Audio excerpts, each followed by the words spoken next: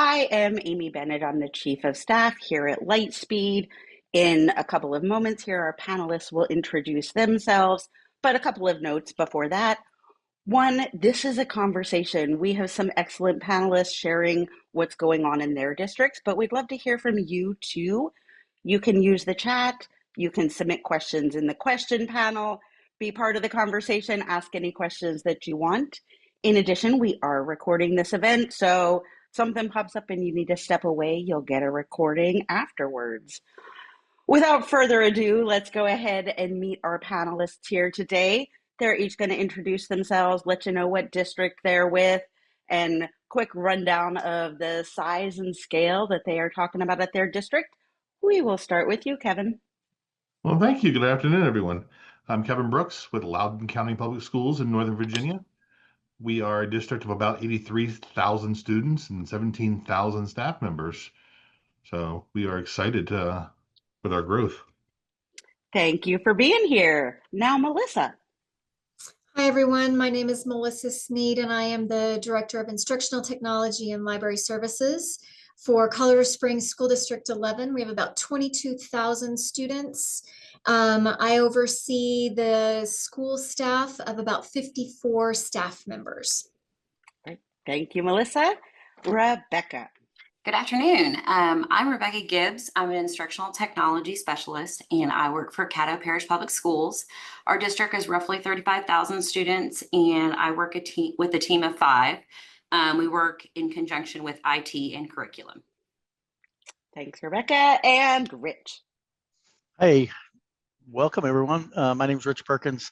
I'm here in Clay County School District in wonderful Florida. We have about 40,000 students, and we run about 5,000 employees. Our direct IT group is about 60 right now. Great. Before we jump into the conversation, I'm going to set the stage with a little bit of data here to frame what we are talking about. For this event, we invited districts who had 10,000 or more students. We're talking about how you scale some of these challenges that we're seeing in schools today. So AI, cybersecurity, budget issues, student mental health. Probably most of you have seen some headlines around this kind of stuff.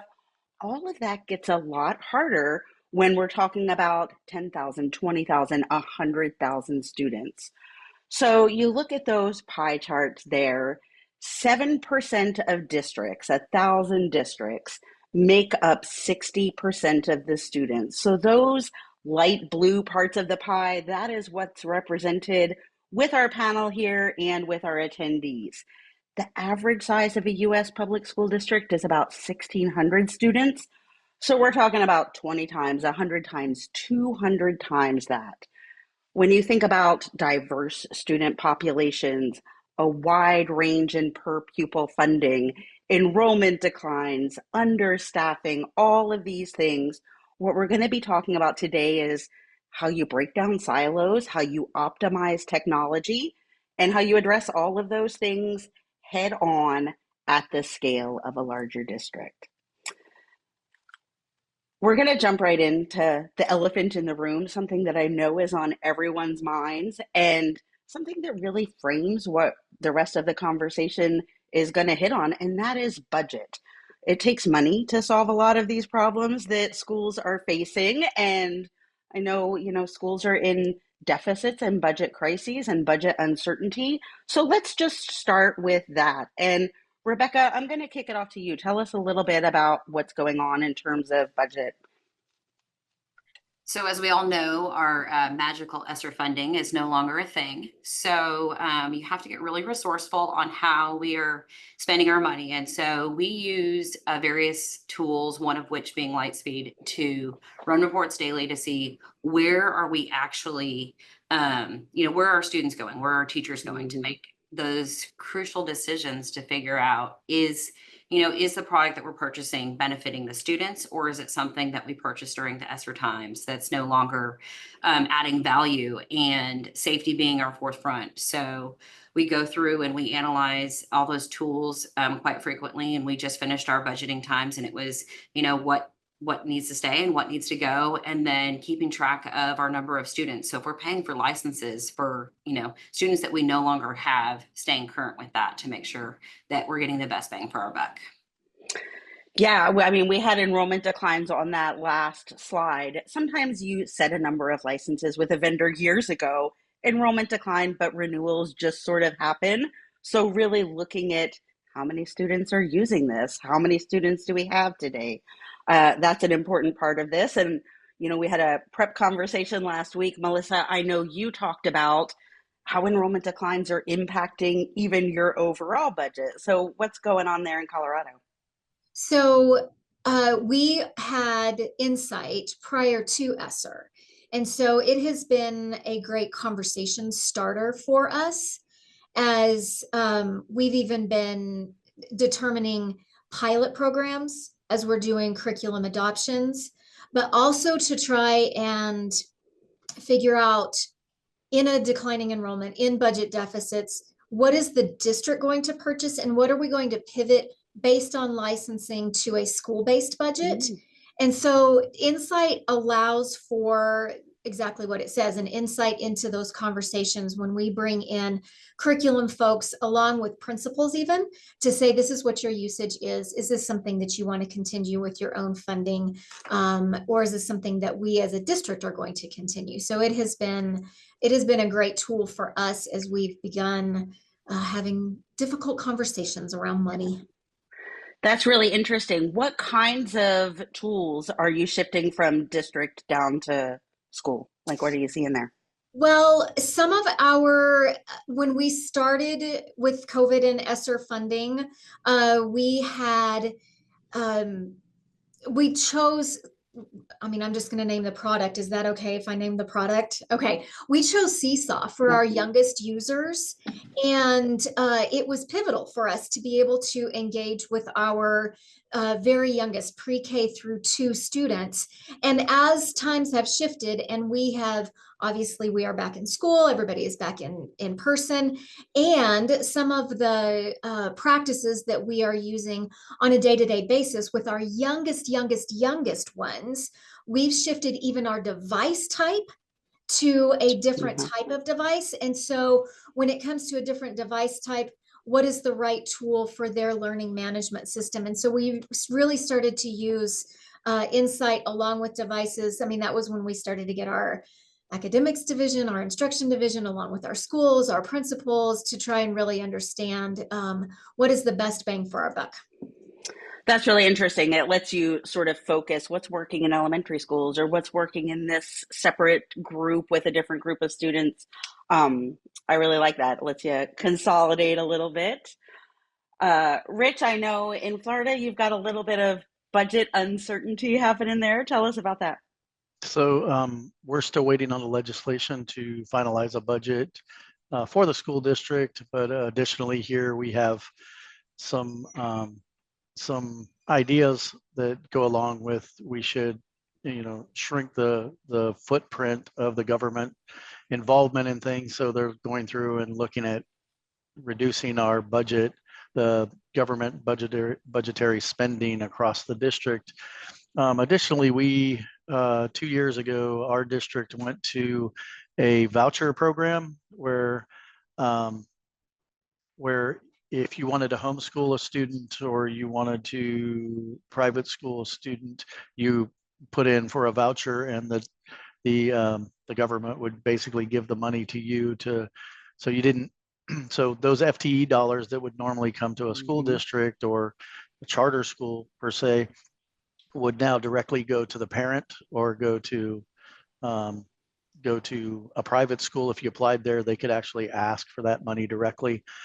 So that's had an effect on our enrollment, definitely in public schools. We find ourselves in a weird situation where we're almost doing marketing now, right? We have to go out and tell our story, which is, hey, these are the things that we offer. These are the things that the public school does best. Did you realize we're an A district in the state of Florida? Did you realize the school your child would go to? So it kind of threw us into, when we're looking at budgeting, we kind of have to look at even a budget for almost a marketing campaign like a business now. Yeah, It's very that's really interesting. interesting, and it applies to a lot of the topics we're going to hit today. I'm sure that part of your marketing campaign is how we're using technology, how we're keeping kids safe, how we're Yes. improving outcomes. Like all of these things play into that. I know that school choice has a lot of impacts, and it's a little Mhm, different in different states as that legislation comes out. But I think mhm, a lot are facing that new need to convince the local students who live in the district that that is where they want to go. mhm. Yeah. Uh, Well, oh, yeah, keep sorry, going. part of our frustration is the fact that if you're a homeschool student, you could still play sports at the public schools. Mhm. That's a freedom of choice, and you can kind of choose which school you want to go to for sports. So that was an interesting addition that probably led to some of the decisions too, I think. Yeah, because you would think that's one of the draws to going to the public schools. So that is taken away Mhm. from your marketing campaigns there. Kevin, I know you're in a little bit different of a budget situation this year, but thinking ahead a bit, what's going on at Loudoun? Yeah, we're lucky this year. We have a $2 billion budget, which went through, which was great. But we are looking towards the future and what that involves. And we're not currently an Insights customer, but are working with some other pathways to get similar data and realizing Insight might be helpful for us there in the future. But really, same struggles everyone's having. Where can we shift costs from a district level to a school level, or even some schools are purchasing applications. You mentioned Seesaw, where only a few teachers are still left using it. So could we recover funds that way? And we're looking even so much as our one-to-one program. All of our third through 12th graders have a one-to-one device. And is that what we still need to do now that we're post-COVID? So a lot of those discussions are occurring daily in our district.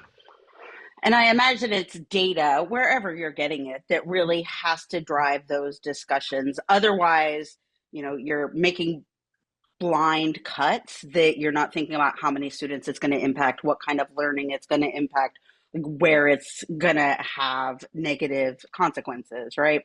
Yes, everything that we do, it has been for the past several years, is data driven. Yeah. We have to have those artifacts to support any decisions or suggestions or recommendations that we have.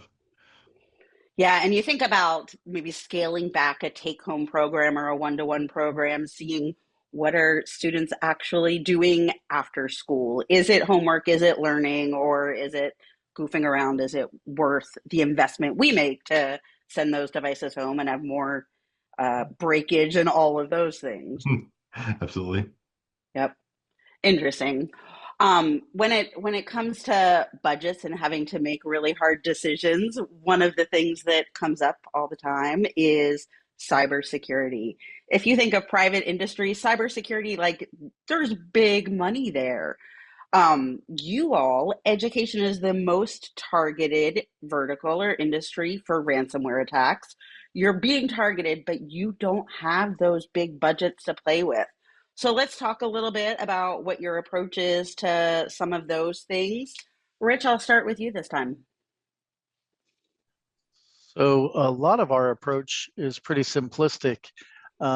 If we want to lower the costs of, say, cyber insurance, there are checklists of things that the insurance companies require. So it's kind of easy to go to the budget and take it to the board and go, hey, we have to pay for this because it's either we're paying for this or you're going to pay more for less coverage.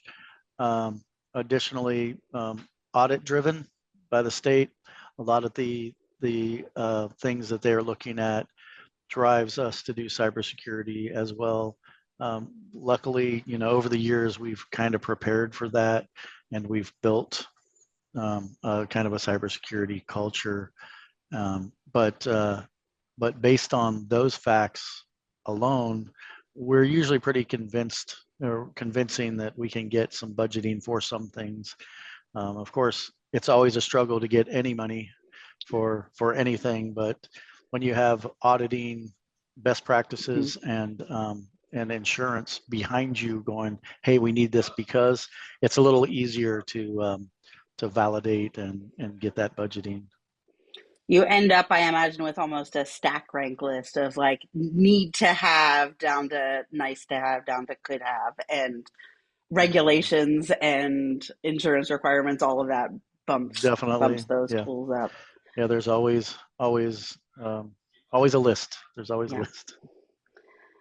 Kevin, I know that cybersecurity attacks or attempts are something that you're facing every day. Tell us a little bit how you've decided to handle that. Yeah, it's one of our biggest worries, and it keeps not only myself up at most nights, if not every night, is worrying about the integrity of our data and how we're going to keep it as safe as we possibly can. A lot of effort goes into that. We do tabletop exercises with one of our vendors, which we have one coming up next week.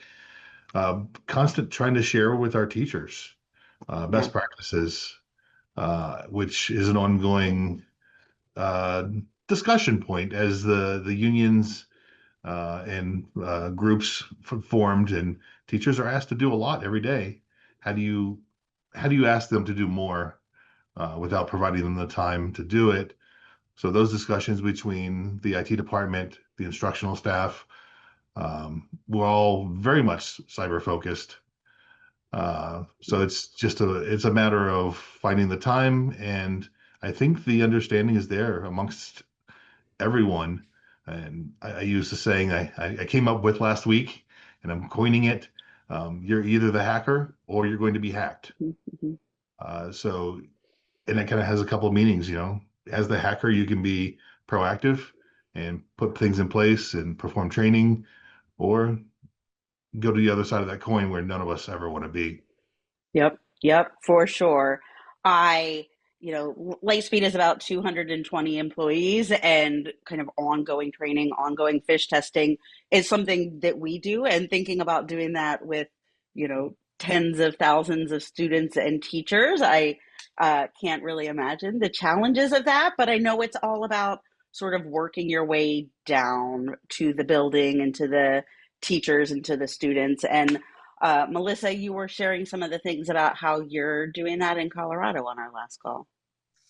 So with cybersecurity, we do have two-factor authentication that is already in place, has been for a few years. And so that was a quick launch based on some insurance conversations that were had with our technology teams. And so we did that over the summer 1 year, and we do continue to have conversations with our school-based staff, because they are the boots on the ground with the teachers, with the staff, with the students even, that are hearing, and is this a real email? What should I do about this? And so we really try to pour into having their knowledge beefed up so that they can be maybe a half a step ahead, so that our schools can be better prepared. Yep. I think that's important. You're kind of delegating downward when you're in a diverse district. You're obviously not in every building every day. None of you is. Rebekah, how about at Caddo? It's one of those that you're building the plane in the air, because what used to be, Yeah. the phone calls that went to grandma and grandpa and they were your most vulnerable have now become, shared through Google Drive, or click on this because, a teacher has shared it. So they trust the source because it's a teacher, but then, so it's for us, it's just keeping our eyes on all of the different filters and tools that we've put in place to make sure that if there's a lot of traffic that's happened, monitoring, we use Google. So monitoring Google for those increased traffic. In addition to, we have Microsoft. So if there's something fishy going on, freezing the account the second that something happens, and then identifying the issue and then going from there.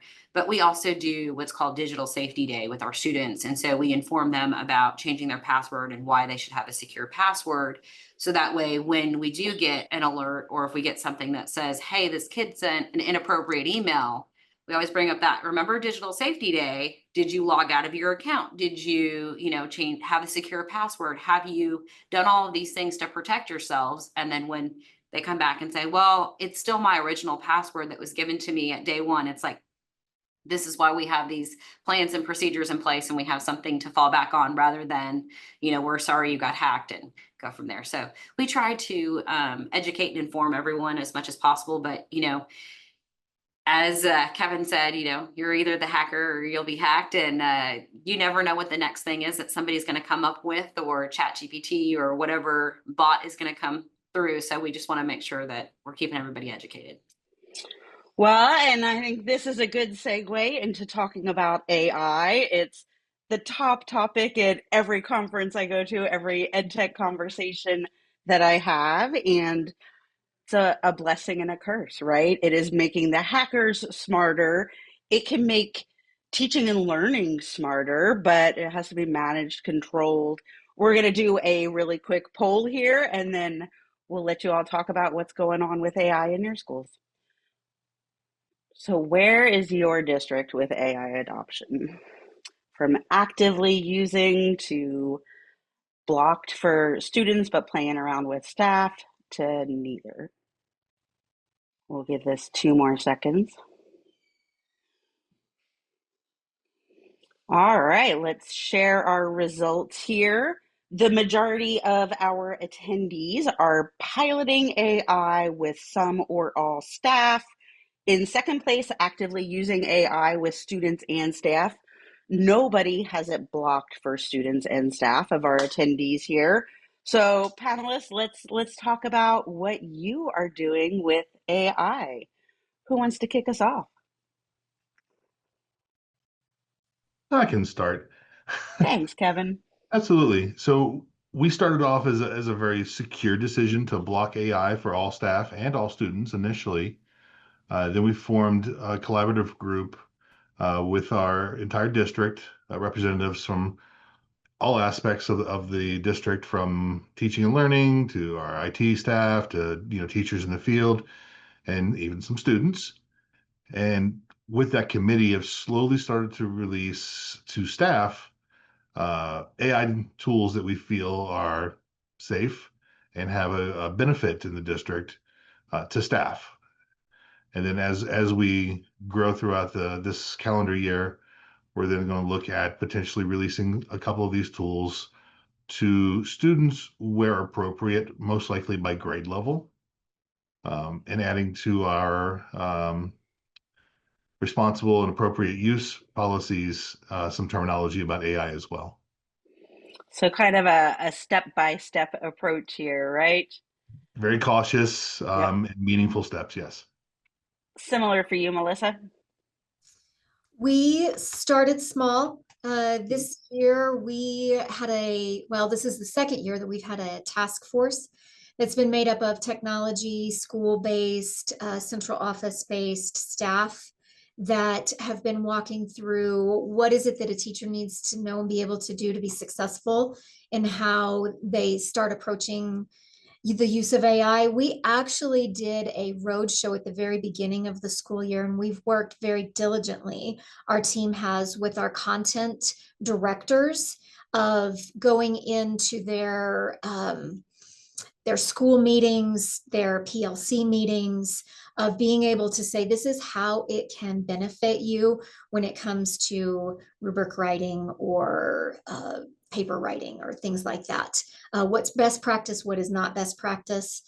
We also have started dabbling down the path of student use, but only in a walled garden scenario, not in a free-for-all case in any capacity of what they do in their own time. That's their own, but inside of our school on our devices, it's a walled garden.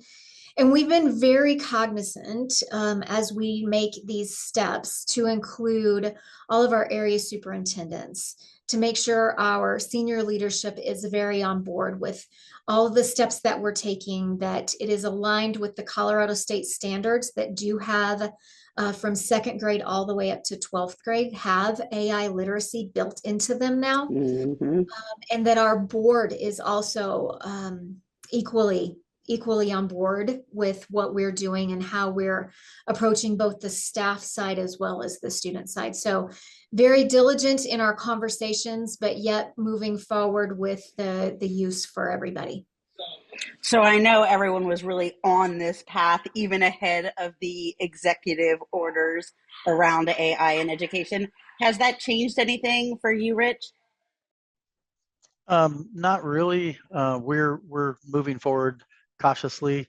As a matter of fact, tomorrow our board will approve our board policy on AI use for both staff and students. But we additionally have an AI task force that has been looking at use, appropriate use. So there is a culture that we've seen that is basically the culture thinks that AI is just going to allow students to cheat. Mm-hmm. So we're fighting the counterculture and at the same time trying to build the positives into it. So our AI task force is building all that documentation and training and best practices for our staff. So over the next year, our staff will get comfortable with it.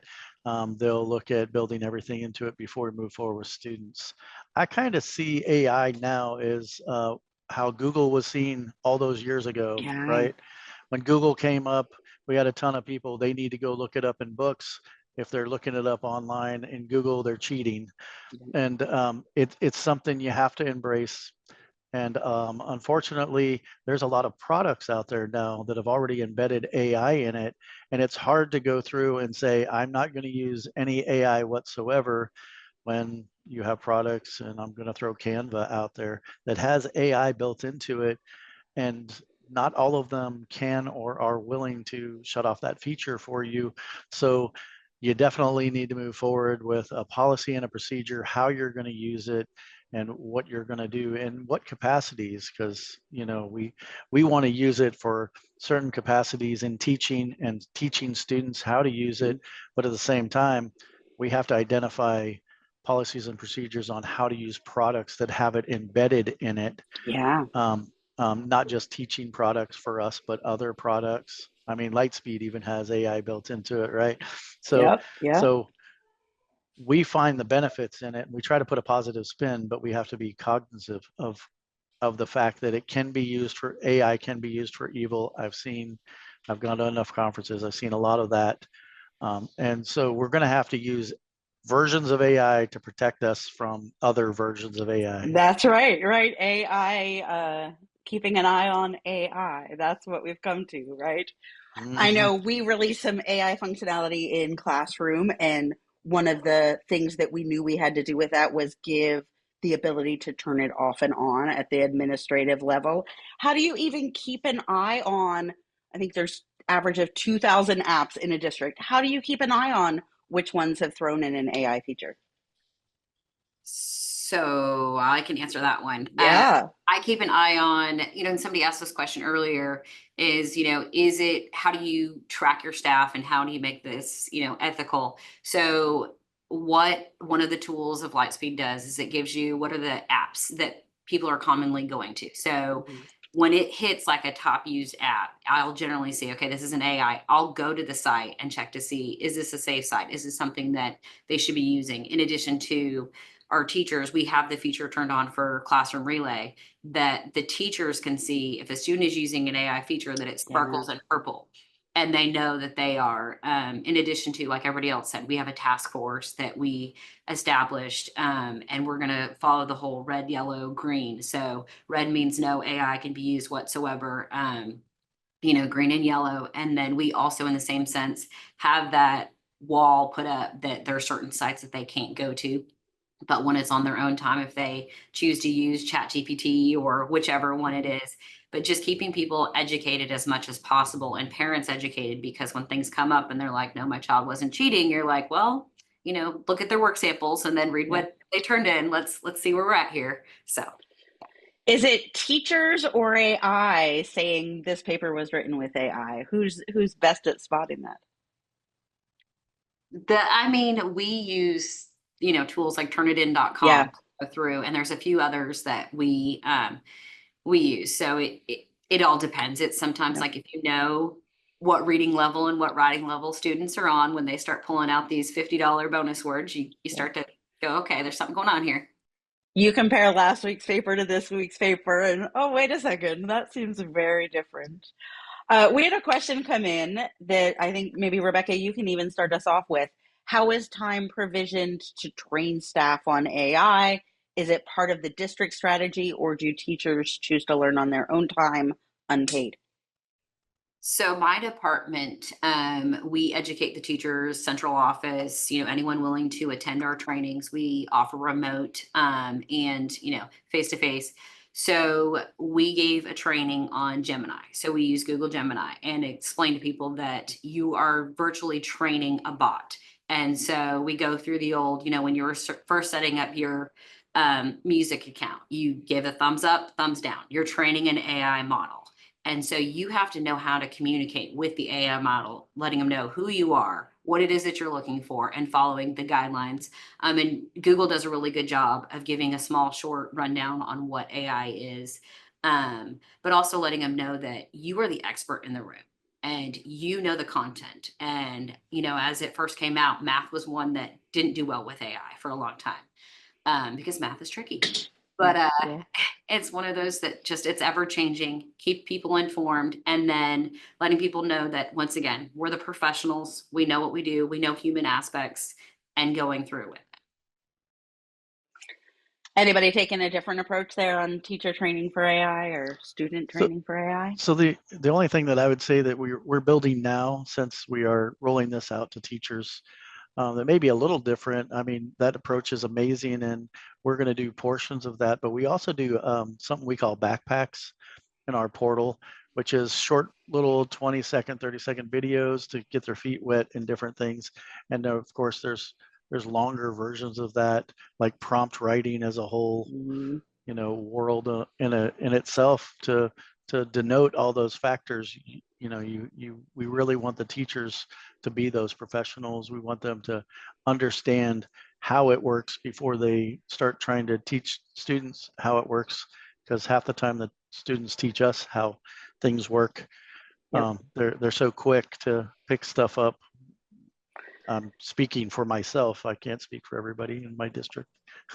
Well, and this is another area where it's similar to Google, like you said.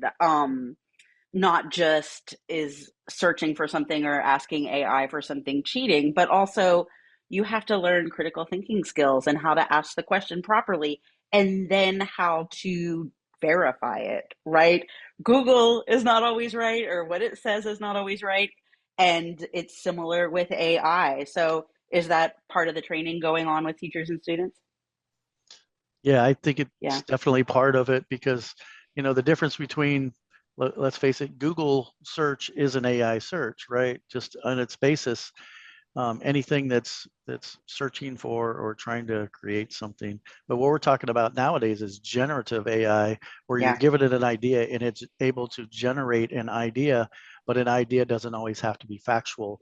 And that's where some of the issues come in. You have to do that fact checking. You have to look at all of those situations, and that's part of that training. Yep. Yep. It's a different sort of thinking. It's different skills teachers and students and all of us are learning as we do it. I'm going to take this AI conversation and kind of use it to segue into student safety, because this is another area when students are interacting with AI. One of the things Lightspeed is focused on is, how are we making sure this is safe? How are we making sure that inappropriate conversations or ideas are not happening there? Sometimes students can see AI as a way to avoid monitoring or search restrictions that might happen on Google. And the statistic we all see is that suicide is the second leading cause of death for young people. Obviously, it's the school violence that makes headlines, but the mental health crisis is a core part of that, and things like bullying play into that. So again, we're talking about at scale. We're talking about where you all or counselors or nobody can have eyes on every single student and every student's thoughts and know what's going on. So let's talk about how we are handling that in your districts. Rich, do you want to kick us off? Sure. Our leading product for the IT world is Lightspeed Alert. We do have a mental health arm in the district. We do have counselors, we have social workers that all, pour into that. Our mental health teams literally have response teams if there's an incident at a school to go in and help all the students. They do a ton of work, but they also provide a lot of on-site training, a lot of training to, we have mental health first aid training that every district personnel and our teachers, basically district personnel, are required to attend, especially if you have any interaction with students. And it's very basic, right? To get them to a certified counselor, to somebody that really knows how to do the job. So in our world, we're CSI, right? We use light speed alerts. We look at those alerts. We forward them to the appropriate place, whether it's a violence, if it's self-harm. We forward those to our mental health arm. So from the district level, when I forward those out, we give them a synopsis of what we see, and they will forward that to the counselors at the school with the students because they know the students. Yeah. And they know how to counsel people. I don't. All I can do is go, hey, we received this. It's credible. We want you to look at it. And if there's an inkling of an idea that one of those, especially the self-harm alerts, may be factual, we send it. I'd rather have a student tell the counselor, hey, I was just messing I was around, joking. Yeah. than not. And we have seen over the years many accounts of that, of them coming back. And we don't always get the responses of, hey, this is what we did, this is what happened. That's not our part. So we're kind of like a 911 service. You pass it off to the cops or the investigators, and you never hear anything else about it. But on occasion, we do get back, hey, this student really needed some help, and the counselors have multiple sessions set up with them, and they're helping them through their through this season of life. I like to use that term. It's a season that you're in. You're going to get through it into another season. I love this idea of sort of mental health first aid. Does your team take that as well, or just people who are? Oh yeah, no, our team takes it as well. Yeah, we all take it. Great. We have, so we all kind of know a basis of what everybody should know. Yeah. But as it's far from our focus on knowing how to do all the things that a real counselor knows how to do, and our social arm and our social workers more speak. We have social workers that will go to houses if that's the need, where the on-site counselors in the schools would never do that. They're there ready to respond at a moment's notice, and they do well. They do a great job. Rebekah, you were nodding a whole lot while Rich was talking. I mean, it's one of those things that student safety is very important in our district.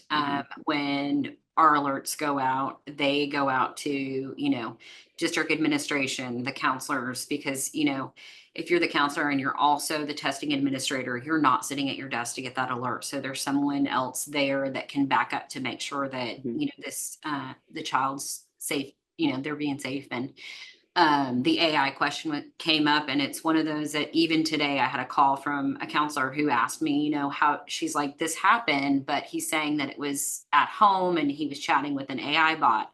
And so I'm like, this is a good educational tool where you say, if you have an alert and you're having these thoughts or you're making these comments down, and you handle it as best as you're trained to handle. And but I constantly remind people that your digital footprint is out there. Yeah. So you be cognizant of everything that is posted, everything that you type, even if it's just a thought. Screenshots are captured, and it's at the moment in real time. And so if there was a screenshot of something that you wrote, that's a thought, and it's out there. So just be aware and know that we're here for your safety at first. Yeah, it's one of the things we think and talk a lot about with Alert. Like, we're not trying to catch a student, we're trying to help a student. Sometimes that's helping them understand digital citizenship and what's appropriate and why it's best not to say things similar to saying, bomb in an airport, right? Like, you have to think about what you're putting out there. On the other hand, if a student is in crisis, like, we're there to identify that and get them help as early as we can, right? I am going to transition this. We're down to about 20 minutes, and there's a couple of other topics that I want to make sure we hit on here before we're going to wrap it up with each of you sharing kind of a final thought. But we have some questions coming in about the topic we hit on in the beginning, which was product evaluations and how you're using data for that, especially at scale and with these decisions between a district and a school. So aside from traffic data and budgetary decisions or considerations, how are you partnering across departments? So we've got a couple of departments really represented here, but from technology to teaching and learning to student support to special education, what does that partnership look like to make what everyone said are really hard decisions sometimes? If you don't mind, I'll start off with that from our Yeah. district perspective. We actually have a very large engagement when we're looking at applications. We have what's called an onboarding process, and a teacher will submit that to their technology friends at their school level, saying, "Here's the product I'm interested in. Here's how I want to use it." That comes to our onboarding team, which we have members of everything from our information security, our educational technology, our special needs students are represented there with their departments. Our endpoint team that's looking at how this may install on the device, whether it's a Chrome extension or a Windows app or just a website. So we've got 12 different groups of people who are all reviewing and commenting on their perspective of the application or website that's being reviewed. And that includes everything down to the privacy policy. If an app's privacy policy hasn't been updated in 2 years, denied, you will never use that app in our district, just off the bat. If they're advertising to students, denied. And it helps because a lot of what we get feedback on is from our special needs perspective. Yeah. Can a screen reader use this program or this extension? Is it compatible with this or that? And other things we look at is we use a different platform for monitoring student safety currently. But can it see what's happening in that platform? Because that's one of our kind of unofficial mantras, is I'd rather send a police officer or mental health worker to a student's house or classroom 99% of the time and be wrong to save the 1% that we were right on and caught them. So we engage with all aspects of our division to review apps and platforms before they go out. You mentioned the special needs students. Melissa, I know in Colorado, you've got requirements around VPAD that are going into effect in July. So probably for everyone, but especially where it's mandated, that has to be part of the review process. What does it look like for you cross-departmentally in those conversations? We do have, much like what Kevin was saying, we have multiple departments that are already looking at any requests that are coming in, apps, websites, software. And now that also is looping in our procurement department because of digital accessibility. And so we run monthly reports. We have lots of transparency out on not only what's used, but what is also digitally accessible so that we can show progress towards that bill that's getting ready to be fully implemented. But yeah, we are getting to onboard ourselves with our procurement department, and so it's been a intense year to get everybody going, but Insight is very instrumental in being able to provide all of our legislative transparency that is required by not only the digital accessibility law, but also some of our other Colorado student data privacy laws. So it's been quite instrumental for us. Great, thank you. A lot of the conversation here today has been at least attempting to get proactive around things, proactive around compliance, proactive about how we're rolling out AI and cybersecurity. But I know, things happen, and a lot of time people are in firefighting mode. That's especially true in IT. So let's take a moment about how you balance that out? You've got a long-term strategic vision. You're doing things at scale. You have tens and hundreds of thousands of users, but day-to-day things are popping up. So I'll start with you, Rich, on that. Like, how do you balance that into your day? So I think it starts with a good 5-year plan. You know, if you have a good 5-year plan, you have a long-term, and of course we review it yearly because things do change rapidly.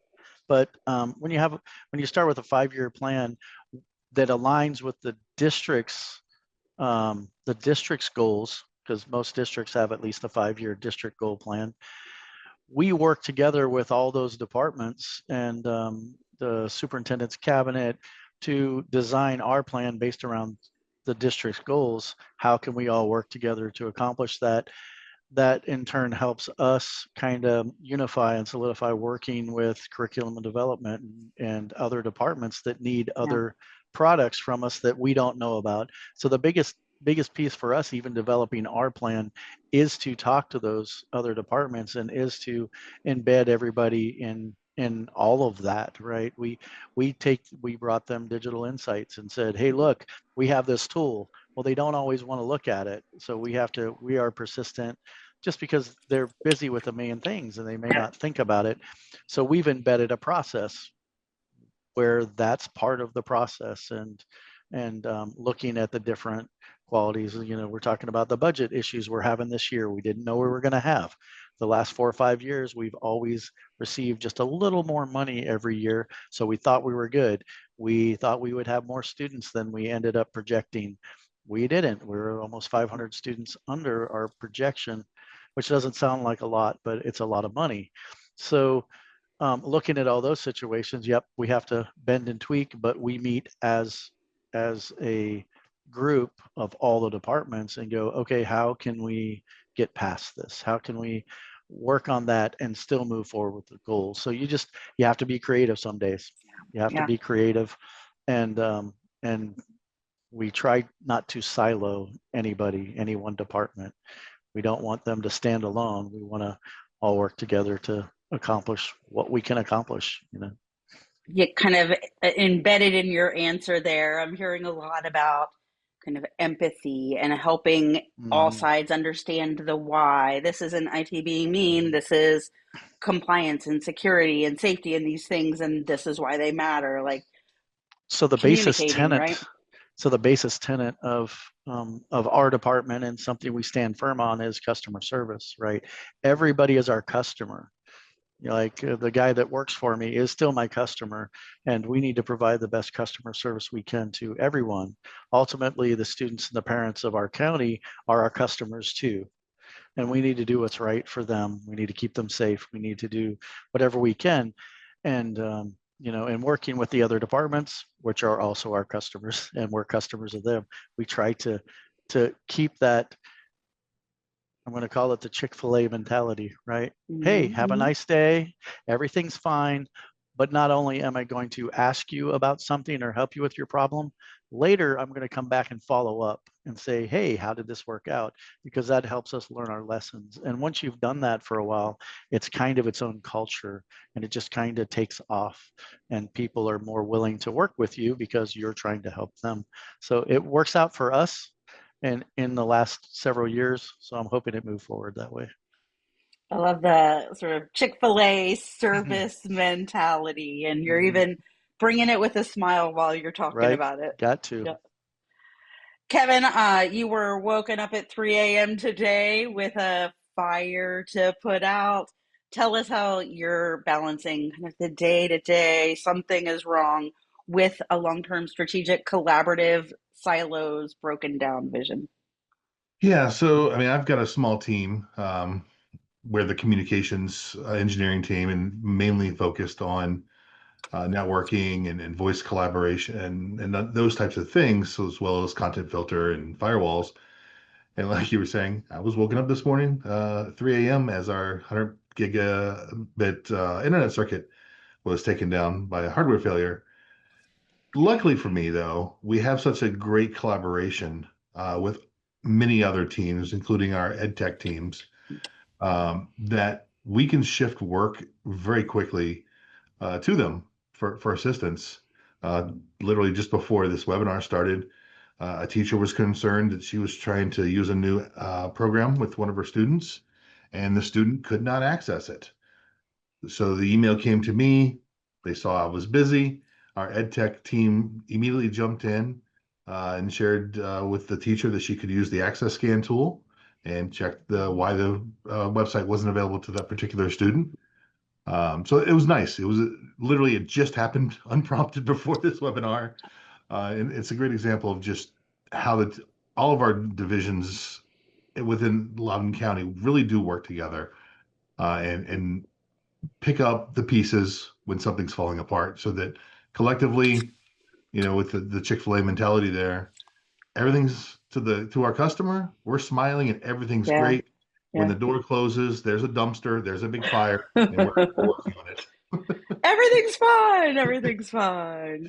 I mean, Exactly. it's like a feature like access scan that you mentioned.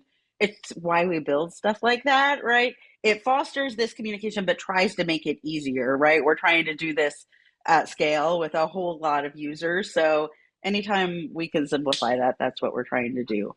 We're near the end here, so I'm going to have each of you share your kind of one takeaway you want all of our attendees to be thinking about as they go off and try to optimize tech and break down silos in their own districts.